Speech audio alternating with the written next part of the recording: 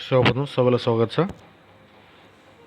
आज पनि म तपाईहरु समक्षमा WBPSI मा आएको प्रिभियस इयर क्वेशन लिएर आएको छु। हेर्नुस् क्वेशन कस्तो कस्तो आएको रहेछ। यो आज PYQ पेपर 2 हुनेछ। हेर्नुस् के रहेछ त एक number question. Which of the following waves use for telecommunication. Telecommunication को लागि कुन चाहिँ वेव्स युज गरिन्छ भन्दैछ। यसको एन्सर हुन्छ माइक्रोवेव्स। के हुन्छ माइक्रोवेव्स हुन्छ। के रहेछ त हेर्नुस् यो माइक्रोवेव्स चाहिँ के रहेछ टाइप अफ इलेक्ट्रोम्याग्नेटिक रेडिएसन हो। जस्तो कि यसको थुप्रै छ radio microwaves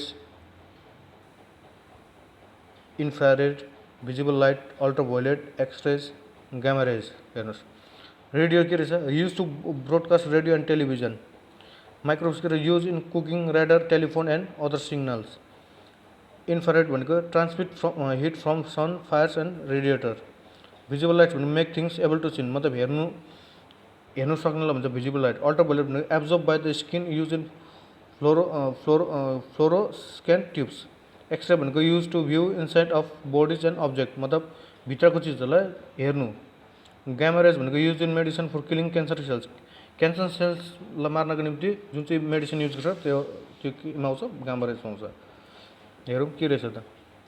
microwaves is a form of electromagnetic radiation with wavelength shorter than other radio waves but longer than infrared waves. मतलब रेडियो वेव्स भन्दा सानो तर इन्फ्रारेड वेव्स भन्दा लामो के रहेछ माइक्रोवेव्स रहेछ।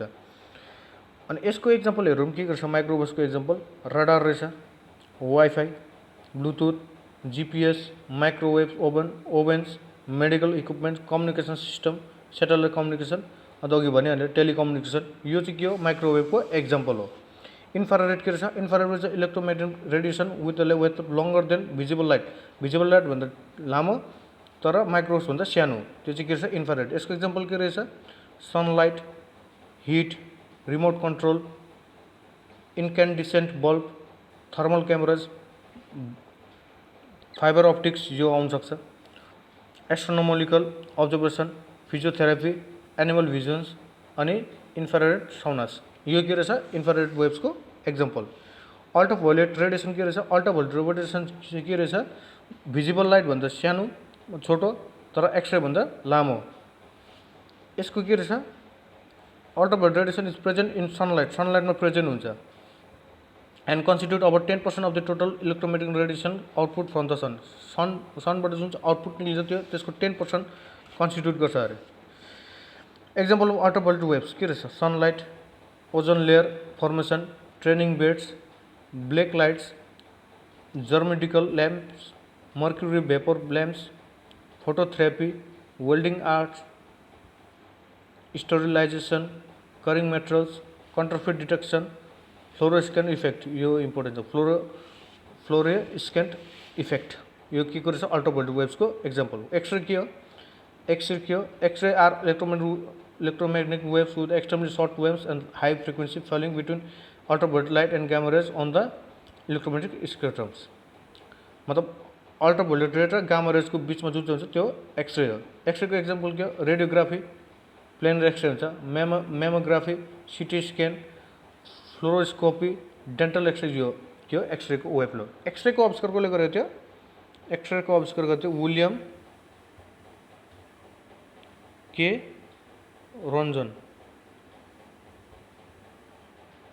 रन्जनले गरेको थियो। नेक्स्ट के रहेछ 2 नम्बर क्वेसन के रहेछ fear of height is termed as मतलब फियर अफ हाइटलाई के भनिन्छ यसको हुन्छ एक्रोफोबिया। एक्रोफोबिया भन्छ फियर अफ हाइटलाई। हेरौँ त के रहेछ यहाँ भनिहाल्यो एक्रोफोबिया भनेको एक्सट्रिम और इरेसनल फियर अफ हाइट्स हाइटदेखि डराउनलाई भन्छ फियर एक्रोफोबिया। एल्कोफोबिया भनेको के हो रहेछ एल्कोफोबिया भनेको चाहिँ an extreme irrational and persistent fear of pain मतलब दर्दबाट डराउनलाई पेनदेखि डराउनलाई भन्छ एल्कोफोबिया। अर्को फोबिया भनेको के रहेछ an extreme and irrational fear of anxiety associated with the काम गर्दाखेरि जुन चाहिँ चिन्ता हुन्छ काम गर्दाखेरि जुन चाहिँ काम डराउँछ त्यसलाई भन्छ एग्रोफोबिया। अगोराफोबिया भनेको के रहेछ in extreme disorder character by the intense fear avoidance of the place and situation from the which escape may be difficult or help unable often in anticipation of panic like symptoms. मतलब panic हुनु हो अन्त anxiety मतलब बातमा चिन्ता बसिबस्नुलाई के भन्छ agoraphobia. Next 3 number के छ with which sports Saikhom Mirabai Chanu is associate. Mirabai Chanu कुन चाहिँ खेलासँग एसोसिएट छ वेट लिफ्टिङसँग छ. बक्सिङसँग को छ मेरी कम.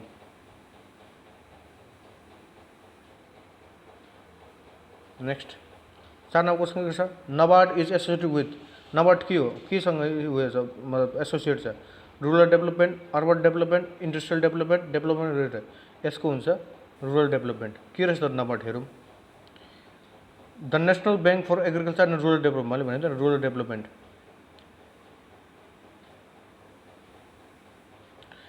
is all India development financial institution and an apex supervisory body for overall supervision of regional rural bank, state cooperative banks and district central cooperative bank in India. मतलब regional RRB, regional rural bank, state cooperative banks र district central cooperative bank भन्दा चाहिँ को लागि चाहिँ एउटा सुपरभाइजरी body हो नबार्ड. नबार्ड कहिले इस्टाब्लिस भएको छ 12 जुलाई 1982 मा. कहाँ रहेछ हेडक्वार्टर मुम्बईमा. अन्त अहिलेको चेयरमैन को छ साजी केबी. अनि यसलाई कसले हेर्दछ मिनिस्टर अफ फाइनान्सले हेर्दछ नबार्डलाई. नेक्स्ट 5 नम्बर के रहेछ which of the following notes of India is printed by the government of India. Government of India द्वारा चाहिँ कुन चाहिँ नोट प्रिन्ट गर्छ 100 रुपियाँ 500 रुपियाँ 2000 रुपियाँ कि 1 रुपियाँ. 1 रुपियाँ हुन्छ यसको आन्सर. हेरौँ के रहेछ. यो नो हुँदैन यो no. Only the 1 rupee note is printed by the government of India. All other bank notes are printed by the Reserve Bank of India. मतलब 1 रुपियाँको नोट छोडेर बाँचेको सबै नोट्सहरू चाहिँ कसले प्रिन्ट गर्दछ आरबिआईले प्रिन्ट गर्दछ थ्रु इट्स सब्सिडियरी भारतीय रिजर्भ बैंक नोट मुद्रण प्राइभेट लिमिटेड योद्वारा चाहिँ गर्दछ. कहाँ रहेछ यसको मैसुरू र सालबनीमा छ.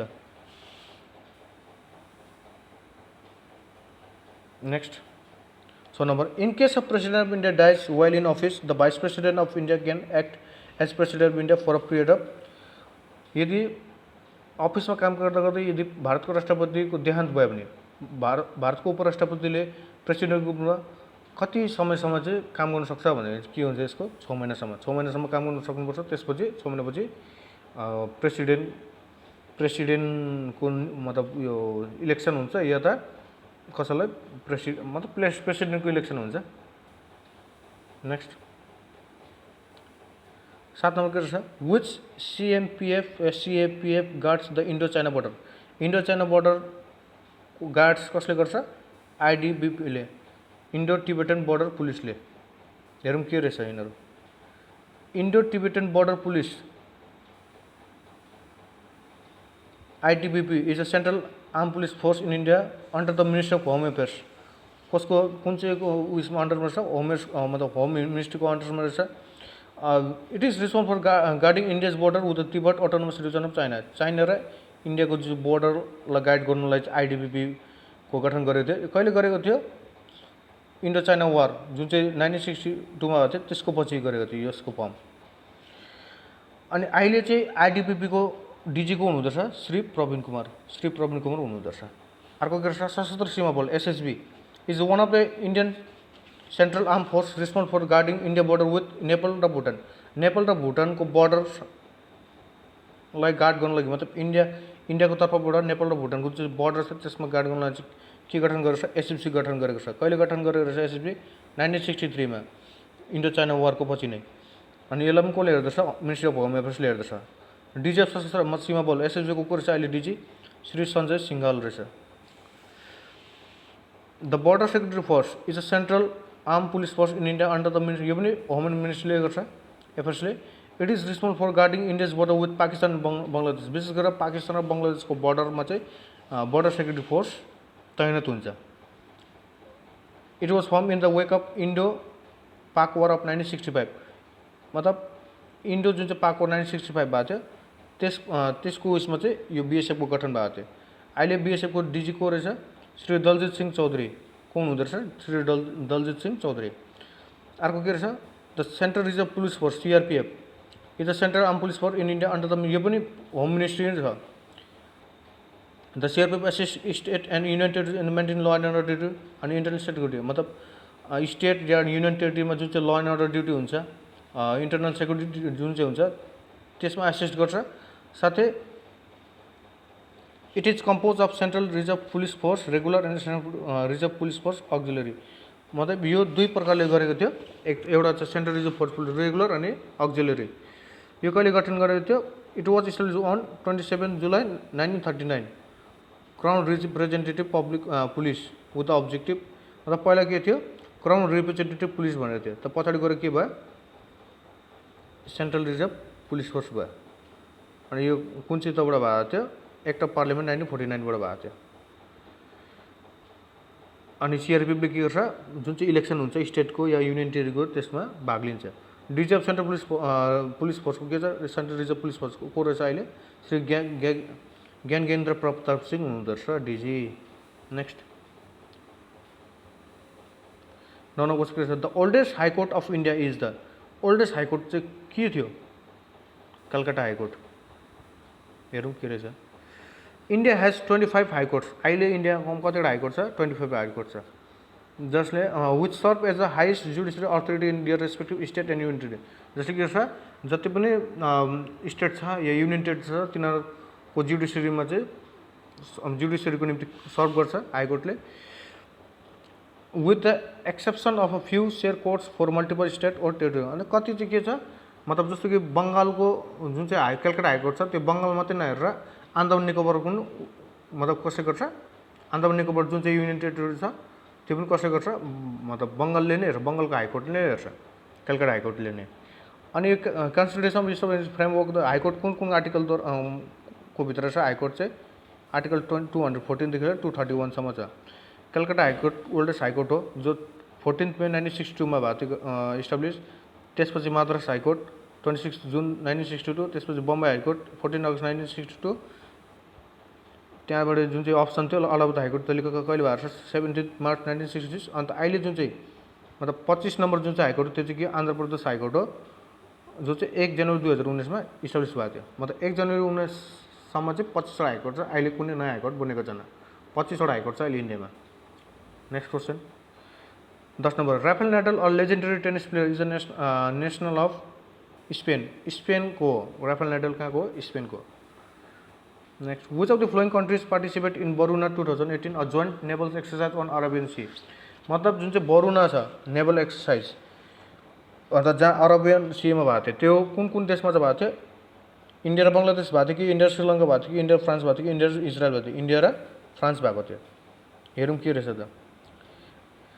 एक्सर्साइज योपालिको एक्सर्साइज ने participant country place where exercise held. योपालि पनि बरुना नेभल एक्सर्साइज भयो इन्डिया फ्रान्समा, त कहाँ भएको छ? योपालि पनि अरेबियन सीमा भएको छ।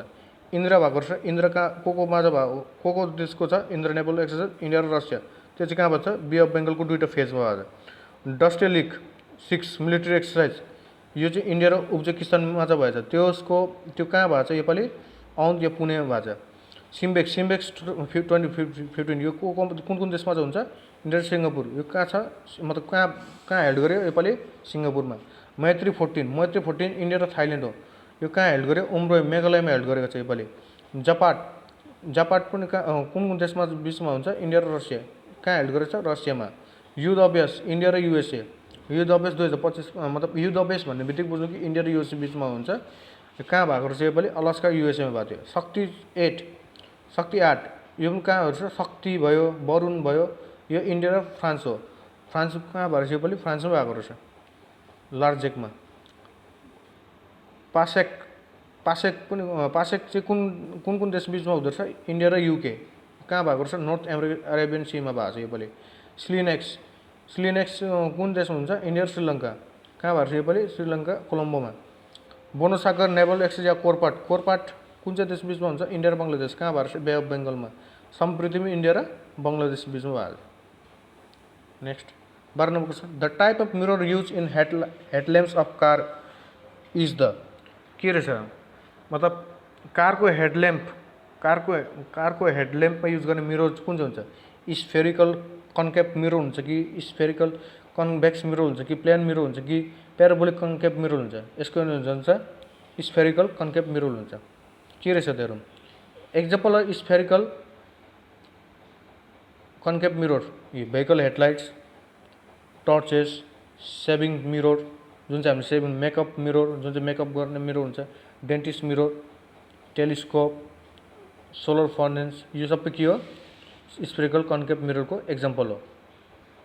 अर्को के रहेछ example of parabolic concave mirror. Parabolic concave mirror के रहेछ? Satellite dishes, reflecting telescope, car headlights, solar furnace, spotlights, parabolic microphones, यो सबै के रहेछ? प्याराबोलिक कन्केभ मिररको एक्जाम्पल हो। Example of spherical convex mirror, vehicle side rear view mirror, मतलब पछाडिको नै मिरर देख्ने। Security mirror in store, ATMs, एटिएममा जुन चाहिँ सेक्युरिटी मिरर हुन्छ त्यो भयो। स्ट्रिट लाइट रिफ्लेक्टर, यो सबै के हो? के को एक्जाम्पल हो? स्फेरिकल कन्भेक्स मिररको। Example plane mirror, looking glasses, household mirror, यो के हो? यो सब एक्जाम्पल अफ प्लेन मिररको एक्जाम्पल हो। Next, which is the code name of atomic bomb drop in Hiroshima? Hiroshima जुन चाहिँ एटोमिक बम ड्रप गर्यो त्यसको कोड नेम के हो? फेटम्यान हो, लिटल बोय हो, थिन बोय हो, बिग बोय हो? त्यसको कोड नेम हो लिटल बोय। कहिले गरेको थियो?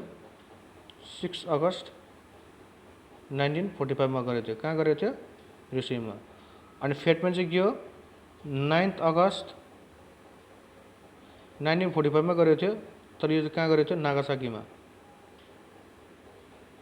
क्वेसनमा आउँछ 6 अगस्त कुन चाहिँ डे? Hiroshima day. 9 अगस्त कुन चाहिँ? नागासाकी डे भनेर पनि क्वेसन आउँछ। नेक्स्ट क्वेसन 14 नम्बर, the subject relating to the study of fossils is, मतलब फोसिल्सको स्टडी गर्नेलाई के भनिन्छ? पेट्रोलोजी भनिन्छ कि प्लान्टोलोजी भनिन्छ कि पेलियोबोटानी भनिन्छ कि आर्कोलोजी भनिन्छ? यसको एन्सर हुन्छ प्यालेन्टियोलोजी, प्यालेन्टोलोजी। के रहेछ त हेरौँ। पेट्रोलोजी भनेको के रहेछ? Is the branch of geology that study rock, मतलब पर्वतहरूको बारेमा जान्ने। Mineralogy, composition, texture, structure, condition under the, मतलब स्टडिज रक, जियोलोजीको एउटा ब्रान्च हो जसले चाहिँ रकको बारेमा जान्छ, त्यो के हो? पेट्रोलोजी। पेलियोबोटानी भने चाहिँ के रहेछ? Study of fossil plants. Okay के थियो? खालि फोसिल मात्रै थियो, स्टडी अफ फोसिल मात्रै थियो। यहाँ चाहिँ के छ? फोसिल प्लान्ट्सको स्टडीलाई के भन्छ? पेलियोबोटानी। आर्कोलोजी भनेको त थाहै छ, स्टडी अफ ह्युमन बिङ हो, study of human being, human activity के हो। नेक्स्ट 15 नम्बर क्वेसन के रहेछ? Who among the following became a member of Din e हिलेही? दिन ए हिलेहीको को मेम्बर भएको थियो? टोडर मल्ल, राजा बिरबल, तानसेन, राजा मानसिंह? यसको एन्सर हुन्छ राजा बिरबल। के रहेछ त? अकबरको 9 रत्न हुनुहुन्थ्यो, 9 जना रत्न हुनुहुन्थ्यो। को रहेछ? अबुल फजल। अबुल फजलले के लेखेर अकबरनामा लेखेको रहेछ? अकबरको बायोग्राफी होइन। अबुल फजललाई सर्टमा भन्नु पऱ्यो भने अबुल फजल के रहेछ? प्राइम मिनिस्टर जस्तो रहेछ। अकबरको शासनकालमा चाहिँ एउटा स्कलर, स्टेटमेन होइन, अथवा भनौँ भने प्राइम मिनिस्टर। फेजी के हो? एउटा पोइट, स्कलर हो जसले थुप्रै कुराहरू ट्रान्सलेट गर्यो होइन। फेजी चाहिँ को रहेछ? फेजी चाहिँ मिनिस्टर अफ एजुकेसन भने मतलब शिक्षा मन्त्री भन्दा पनि हुन्छ। अकबरको शासनकालमा शिक्षा मन्त्री को थियो? फेजी। बिरबलको के हो नाम? मतलब जुन चाहिँ रियल नेम के हो? महेश दास हो। ऊ त एकदमै चलाक चतुर थियो होइन। अन्त बिरबललाई चाहिँ के भन्दो रहेछ? फोरेन मिनिस्टर, मतलब विदेश मन्त्री भन्दो रहेछ अकबरको दरबारमा। तानसेनको नाम के हो? रामतनु मिश्र, एउटा लेजेन्डरी क्लासिकल म्युजिसियन हो होइन। अनि तानसेनलाई चाहिँ के भन्दो रहेछ? सिङ्गर र minister of culture yeah singer पनि रहेछ, मतलब भनिँदो रहेछ तानसेनलाई। राजा टोडरमल त फाइनेन्स मिनिस्टर हो, याद राख्नु। राजा टोडरमल पहिला अकबरको शासनकालभन्दा अगाडि कहाँ गर्दै थियो? उसले शेरशाह सुरी, याद राख्नुहोस्। अकबरको शासनकाल गर्नुभन्दा अगाडि ऊ कसको दरबारमा थियो? शेरशाह सुरीको दरबारमा थियो। राजा मानसिंह के रहेछ? अ मिलिट्री कमान्डर, जेनरल होइन। मानसिंह के रहेछ त्यसो भए? राजा मानसिंह भनिहाल्यो, chief of staff and Mughal army commander भनेपछि त मतलब आर्मीको कमान्डर भनेपछि बुझिहाल्नु पऱ्यो, मिलिट्री। अब्दुल रहिम खाना भनेको चाहिँ a military general, poet, famous. His contribution Hindu पोइट्रीको लागि उसको ऊ फेमस छ। अब्दुल खाने खान चाहिँ के रहेछ, डिफेन्स मिनिस्टर या पनि मिलिट्री जेनरल पनि भनेको छ, डिफेन्स मिनिस्टर, रक्षा मन्त्री। Fakir Azizuddin a respected special figure and adviser known for his wisdom. आफ्नो ज्ञानको लागि ऊ फेमस छ। फकिर आजिउद्दिन चाहिँ के को हुनुहुन्थ्यो र, रिलिजियस मिनिस्टर मतलब धार्मिक मन्त्री हुनुहुँदो रहेछ फकिर आजिउद्दिन। मुल्ला दो प्याजा भने चाहिँ learned adviser a witty man often portrayed as a master of clever of humorous tales होइन, चतुर चलाकको निम्ति फेमस छ, हँसाउने कुरा। मुल्ला दो प्याजा भने मिनिस्टर अफ होम एफेयर्स मतलब जुन चाहिँ गृह मन्त्रालय हुन्छ, गृह मन्त्रालय चाहिँ कसको त्यसको उसमा चाहिँ को रहेछ मिनिस्टर, मुल्ला दो प्याजा। यो 9वटा चाहिँ के रहेछ, अकबरको नवरत्न हुँदो रहेछ, मतलब थियो। 16 number question, the only planet of solar system which rotates from east to west. याद राख्नु, प्लानेट वेस्ट टु इस्टै घुम्छ, तर इस्ट टु वेस्ट घुम्ने चाहिँ को रहेछ, युरेनस। अन्त अझै एउटा छ युरेनस अनि भेनस। भेनस पनि के गर्छ, यो दुईवटा प्लानेट छ जो चाहिँ इस्ट र वेस्ट घुम्छ। जुपिटर थाहै छ, सबभन्दा ठुलो बिगेस्ट प्लानेट भनौँ या लार्जेस्ट प्लानेट भनौँ होइन, बिगेस्ट प्लानेट। यसलाई येल्लो प्लानेट पनि भन्छ, येल्लो प्लानेट पनि भनिन्छ जुपिटरलाई। सेटर्न भनेको सेकेन्ड लार्जेस्ट प्लानेट हो होइन, सेकेन्ड लार्जेस्ट प्लानेट हो। यसलाई के भनिन्छ, ब्ल्याक प्लानेट पनि भनिन्छ। मार्स थाहै छ, मार्स के हो, red planet. Next 17 number, which day is celebrated as International Yoga Day. International Yoga Day कुन चाहिँ दिनमा मनाइन्छ, 21 जुनमा मनाइन्छ। 21 जुन के हुन्छ, सबभन्दा लामो दिन पनि हुन्छ। 31 मेमा के कुन चाहिँ दिवस मनाइन्छ, नन स्मोकिङ डे मनाइन्छ 31 जुलाईमा। 1 जुलाईमा के मनाइन्छ, जीएसटी डे या और डक्टर्स डे पनि मनाइन्छ।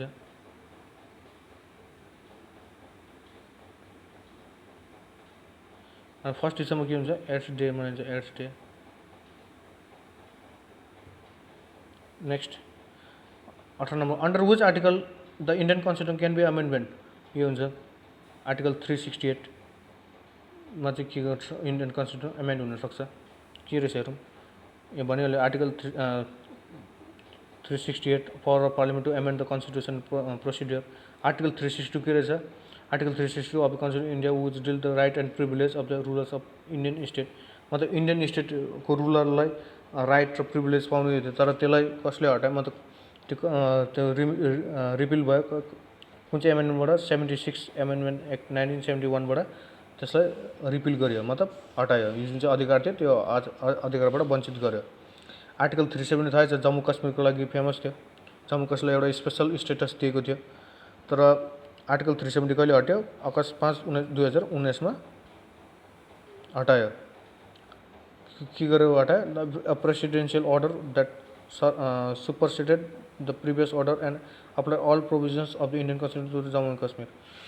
जुन चाहिँ प्रेसिडेन्सियल अर्डर गरेर जुन चाहिँ प्रिभियस अर्डर थियो त्यसलाई एप्लाई गरेर चाहिँ के गर्यो, 5 अगस्त 2019 मा 370 आर्टिकल जम्मू कश्मीरबाट हट्यो। जुन चाहिँ अधिकार पाएको थियो, स्पेसल स्टेटको अधिकार पाएको थियो जम्मू कश्मीरले, त्यो हट्यो। आर्टिकल 360 त थाहै छ, फाइनेन्सियल इमर्जेन्सी हो। अगर राष्ट्रपतिलाई लाग्दछ कि फाइनेन्सियली मतलब फाइनेन्सियली एकदम मतलब डाउन हुँदैछ, फाइनेन्सियली इस्टाब्लिस हुन सकेको छैन भने चाहिँ त्यस्तो डर लाग्दैछ भने चाहिँ उसले के गर्न सक्छ, फाइनेन्सियल इमर्जेन्सीको घोषणा गर्न सक्छ। Next 19 number, in India which state was the first reorganise on the basis of language. मतलब भाषाको आधारमा चाहिँ कुन चाहिँ स्टेट चाहिँ प्रथमपल्ट अर्गनाइज भएको थियो। यसको एन्सर हुन्छ आन्ध्र प्रदेश। आन्ध्र प्रदेश मतलब इस्टाब्लिस गरेको थियो। के छ हेरौँ, the first linguistic state was Andhra state was form October 1 1953 मा उयो भएको। किन, यो कुन चाहिँ भाषामा, तेलुगु स्पिकिङ भाषा, मात्र स्टेटको तेलुगु स्पिकिङ भाषाको निम्ति अक्टोबर 1 1953 मा चाहिँ आन्ध्र प्रदेश प्रथम भाषी राज्य भएको थियो। अनि यो कसको मतलब कसको प्रयासले भएको थियो, यो पोटी सिरामुल्लूबाट भएको थियो।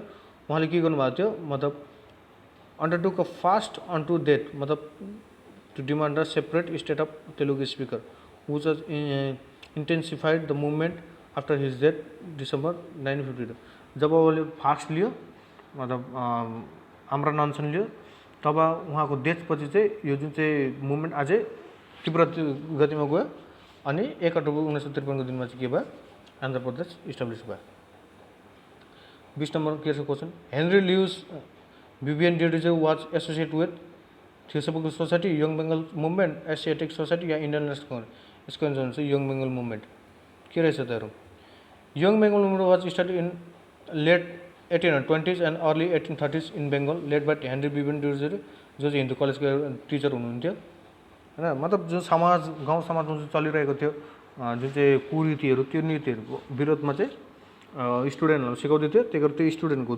जुन चाहिँ जमघट भयो स्टुडेन्टहरूको जुन चाहिँ मिलेर जुन चाहिँ मुभमेन्ट चलायो त्यसलाई भन्छ young Bengal movement theosophical society कहाँ फर्म गरेको थियो न्युयोर्क सिटीमा फर्म गरेको थियो कहाँ छ युनाइटेड स्टेट्समा छ कहिले गरेको थियो 17 नोभेम्बर 1875 कसले गरेको थियो भलबत्स्कीले गरेको थियो अनि कर्नल हेनरी स्टिल ओक्लेटले गरेको थियो साथै विलियम क्वाइन जज पनि थियो अनि 16 जना अझै थियो उहाँले चाहिँ के थियोसोफिकल सोसाइटी इस्टाब्लिस गरेको थियो न्युयोर्क सिटीमा इन्टरनेसनल कङ्ग्रेस चाहिँ के रहेछ 28 डिसेम्बर 1885 मा चाहिँ इन्टरनेसनल कङ्ग्रेस फाउन्ड गयो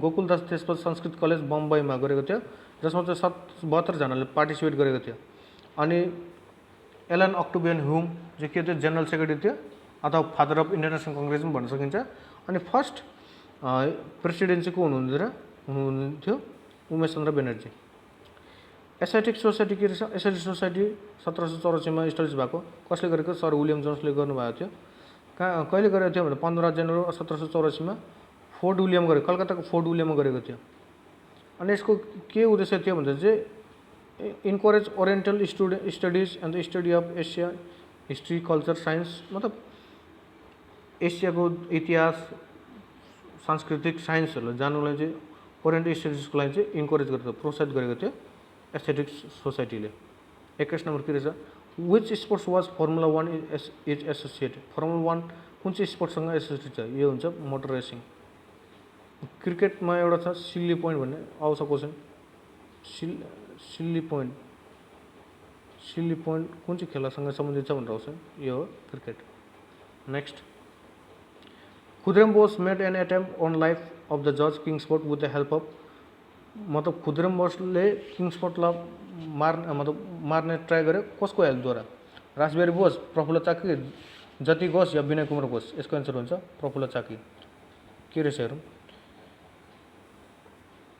Khudiram Bose and Prafulla Chaki were two young Indian revolution who attempt to assassinate the British major Douglas Kingsford in 1908 1908 मा चाहिँ मार्ने ट्राई गरेको थियो मुजफ्फरपुरमा बम फ्याँकेर तर के भयो मिस्टेकले बम चाहिँ उसलाई नगरेर उसको पत्नी र वाइफलाई मतलब उसको पत्नी र छोरीलाई चाहिँ बमले मार्यो त्यसपछि प्रफुल्ल चाकीले के गर्यो सहन नसकेर सुसाइड गर्यो अनि खुदिराम बोसलाई पक्रेर पछि खुदिराम बोसलाई ब्रिटिस सरकारद्वारा के गर्यो फाँसी दियो next question the science dealing with the study of phenomena at the very low temperature is known as frogenics cytogenics refrigenics cryogenics मतलब भेरी लो टेम्परेचरमा स्टडी गर्ने साइन्सलाई के भनिन्छ काइरोजेनिक्स भनिन्छ हेरौँ के रहेछ यही चाहिँ the science dealing with the study of physical phenomena and material behaviour at a very low temperature एकदम कम टेम्परेचरमा के हुन्छ काइरोजेनिक्स हुन्छ साइटोजेनिक्स त विशेष गरेर यो जेनेटिक्सको ब्रान्च हो अनि सेल बायोलोजीको पनि एउटा भाग हो जसमा क्रोमोजोमको मतलब के भन्छ how the chromosome relate to the cell behaviour कसरी बिहेभ गर्छ पार्टिकुलर बिहेभियर ड्युरिङ द माइटोसिसको बेलामा चाहिँ क्रोमोजोम कसरी बिहेभ गर्छ भन्ने त्यो कुरा गरेको छ साइटोजेनेटिक्समा next 24 number insect responsible for transmitting disease are called मतलब कुन चाहिँ इन्सेक्ट रिस्पोन्सिबल छ मतलब रोगहरू ट्रान्समिट गर्नुमा एउटा मान्छेदेखि अर्को मान्छेमा जानु लागि चाहिँ भेक्टर हो कि ड्रोन हो कि ट्रान्समिटर हो कि कन्डक्टर हो यसको एन्सर हुन्छ भेक्टर के रहेछ हेरौँ instruct is transmit the vector भयो कन्डक्टर भनेको छ is metal that contents movable electric charge मतलब कुनै पनि मुभेबल मतलब चलिरहेको इलेक्ट्रिक चार्जलाई कन्टेन गर्नलाई जुन चाहिँ मेटल छ त्यो कन्डक्टर हो ट्रान्समिटर भनेको त थाहै छ कि जसले चाहिँ a piece of equipment that sense out electronic signals दिन्छ टेलिभिजन रेडियो प्रोग्राम्स त्यसलाई के हुन्छ ट्रान्समिटरले के गर्छ करेन्ट सप्लाई गर्छ त्यसलाई चाहिँ त्यसको कारणले गर्दा सिग्नल्सहरू पाउँछ टेलिभिजन खोलिन्छ रेडियोको प्रोग्राम चल्छ त्यो ड्रोन भनेको थाहै छ ड्रोन के गर्छ हामीले कुनै पनि प्रोग्रामहरू हेल्ड गऱ्यो भने ड्रोन हामीले माथि मतलब आफू मतलब के भन्छ एउटा रिमोट हुन्छ रिमोटले त्यो ड्रोनलाई कन्ट्रोल गर्छ कन्ट्रोल गरेपछि हामी जति पनि जे पनि गरेको हुन्छ प्रोग्राममा त्यो सबै हामीले क्याप्चर गर्न सक्छ यहाँ भनिरहेको छ भिजुअल डाटा कलेक्टिङ हैन भिडियोग्राफी सर्च एन्ड रेस्क्यु सबै कुरो गर्न सकिन्छ नेक्स्ट